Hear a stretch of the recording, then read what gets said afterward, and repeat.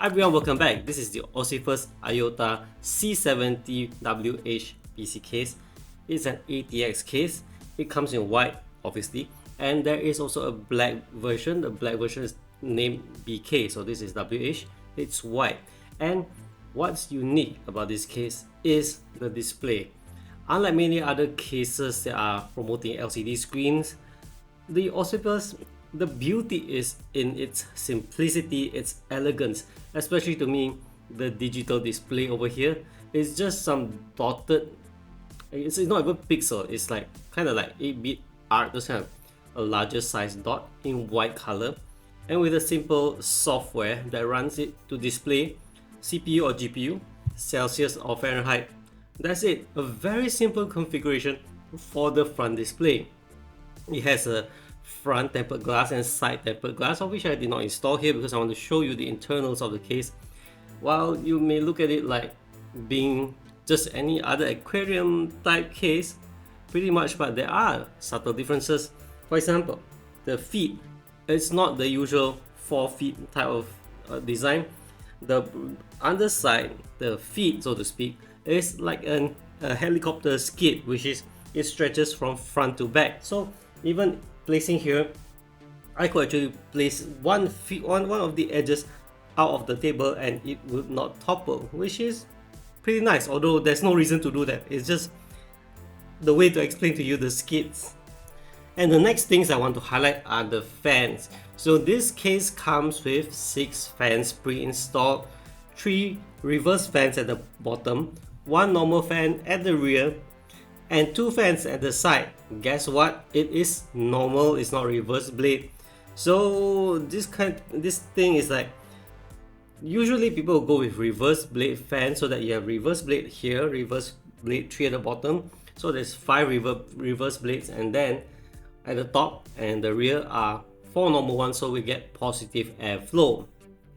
But in this case, pun intended, is that it's using normal. So when you total up the fans, normal means, how to put it, there will be just 3 intakes at the bottom and the rest are exhaust. So what you get is negative airflow. So normally when you talk about negative airflow, it means that the air may be coming in from other openings of the case, which may introduce additional dust and such. However, personally I think for this one, not that great an issue, at least from what I see, because having normal blade fan over here actually helps a lot in exhausting the heat, especially if the graphics card is installed. So the graphics are not inside there yet. I have one over here, which is the colorful, very big one, RTX 5080. So if you have a graphics card that's inside there, and where all the heat comes out will be around this front areas, right? So it gets exhausted over from this side, which I think it is very will be helpful for clearing the heat from the case. That's a nice touch. So again, it definitely depends on your preference on how to go about for this. So yeah, pretty much that. And also this case, it actually supports BTF motherboards, so you can route cables through the underside of the motherboard if your motherboard is BTF. However, there are some limitations. For example, there's a drive cage. So with the drive cage installed, there might be issues routing the cable for the BTF, but in my setup, not using BTF, the drive cage is not an issue. I just left it there anyway. And now the case also comes with a hub that has PWM and ARGB. It's good, however, it is at the bottom. So if ever you want to fiddle around with the ARGB, for example, you're going to have a tough time putting it back. I tried this one. It took me quite a while to place it back. You know how dumb the ARGB connectors are. They are thick, right? They are thick and they have only 3 tiny pins, and the 3 tiny pins is like 4 and you're minus 1, so it looks like this. So I have to get the alignment correct just to fit in, and there's literally no room for you to do much adjustment, considering I don't have that big of fingers, and that also I took a little bit of trouble to align the one at the edge. So if those at the middle, I don't know how to align it properly. I mean, where there's no angle, the connector goes in slanted, and to get it into the pin, you would want it to fit nicely and hopefully don't bend the pin. So it's a nice hub, it's just that there's limited space there.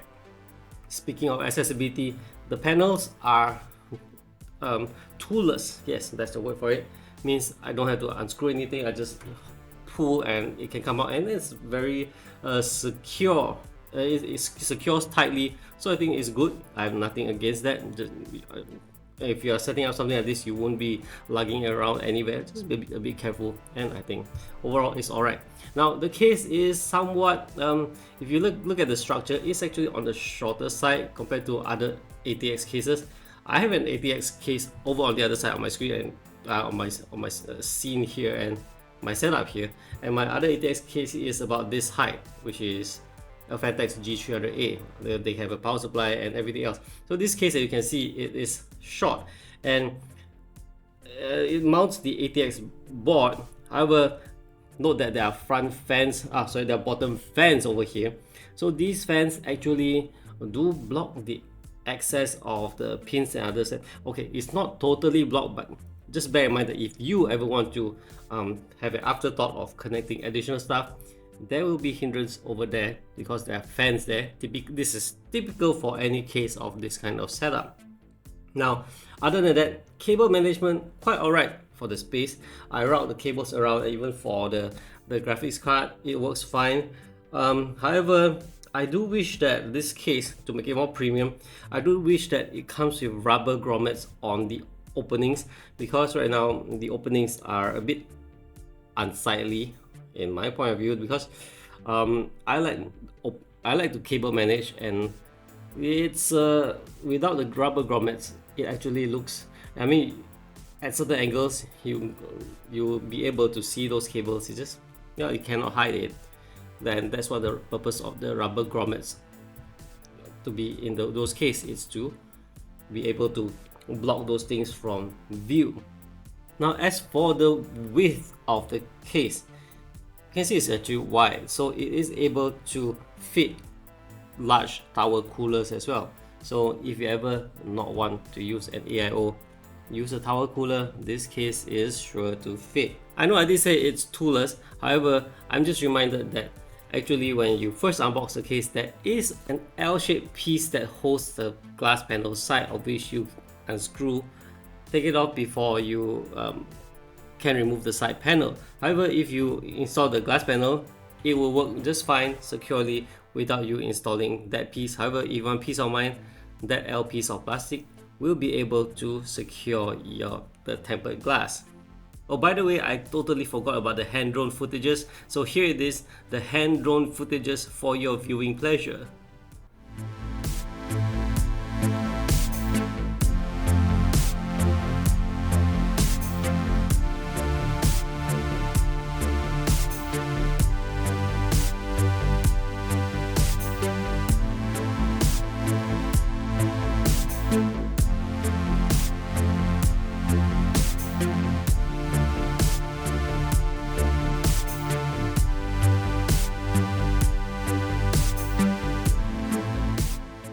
But other than that, overall nice case, and I think for about the 100 US, 120 US, it's a nice case overall. Reasonable build for the metal, the structure. It has BTF like what I mentioned, bundled with fans, hubs, everything. It's a very nice, elegant looking case from a new brand. However, their backstory, I'll leave it to some other time, I suppose, or for them to explain. They are experienced people, and you pair this one, if you've seen my review, with their Iota, was it L36 AIO. Actually, the AIO also has a display, and they complement one another, and they look very nice. So overall, good stuff from Ocypus. My wish is I mean, if this case could be priced a little lower, I think it will be a good buy. Right now is, for what you see, what it is, a nice ATX case for an elegant looking dual glass panel kind of build. So with that said, that's it for this video. Thanks for watching, guys, and I'll see you guys in the next one. Do remember to subscribe to my channel if you haven't, and bye bye.